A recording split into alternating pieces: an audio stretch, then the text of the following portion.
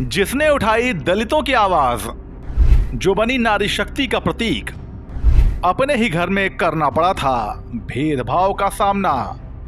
किस्सा BSP chief Mayawati का।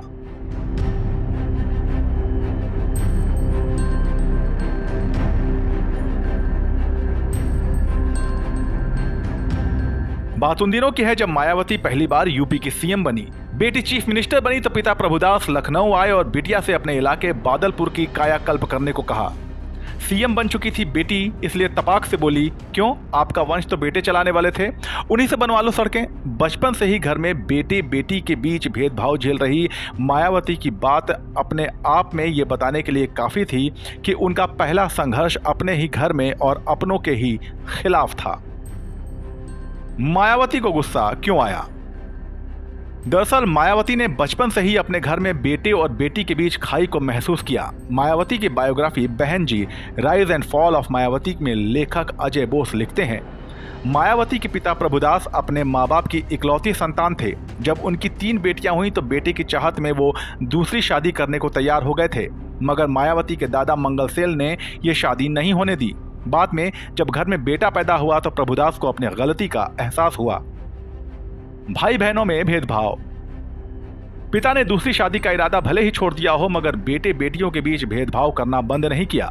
लेखक अजय बोस ने अपनी किताब में मायावती के स्टेटमेंट को कोट करते हुए लिखा है कि मेरे पिताजी ने मेरे भाइयों पर तो काफ़ी पैसा लगाकर अच्छा पढ़ाने लिखाने पर खूब ध्यान दिया। इसके विपरीत एक लड़की होने के कारण मुझे एक साधारण सरकारी स्कूल में ही पढ़ने का मौका मिला। फिर भी मैं अपनी मेहनत और लगन के आधार पर आगे बढ़ती रही और पढ़ाई में भाइयों के मुकाबले अच्छा प्रदर्शन करती रही। पिताजी को बहन जी का जवाब। वक्त का पहिया घुमा और बहन जी यूपी की सीएम बन गई।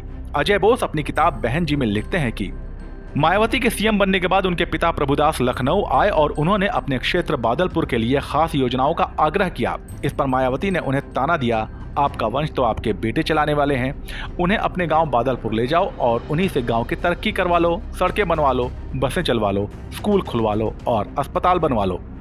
मायावती अपनी आत्मकथा में कहती हैं कि उनके पिता ने माफ़ी मांगते हुए कहा था, अब उन्होंने महसूस कर लिया कि उनके जीवन में सबसे खास जगह उनकी बेटी की ही थी। बाद में मायावती ऊंचाइयां चढ़ती गईं और उनके पिता से दूरी बनी रही।